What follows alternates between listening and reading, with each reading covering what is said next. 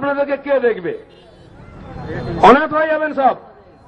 আমি পুলিশের বন্ধুদের বলতে চাই, আপনারা যে খাকি পোশাকটা পরেছেন ওটা আমাদের পয়সায় কেনা, দিদিমণির জমিদারির পয়সায় নয়। আর যদি দরকার মনে করি আমরা, সে পোশাকটা আমরা খুলে নেব।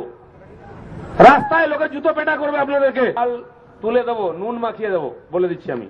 কি হবে? আপনাদের ছেলে বউ কোথায় যাবে? বলে দিচ্ছি, 1 মাঘে শীত যায় না, শীত ঘুরে ঘুরে আসে। তখন কিন্তু কম্বল লাগবে, সোয়েটার লাগবে, ভুলে যাবেন না।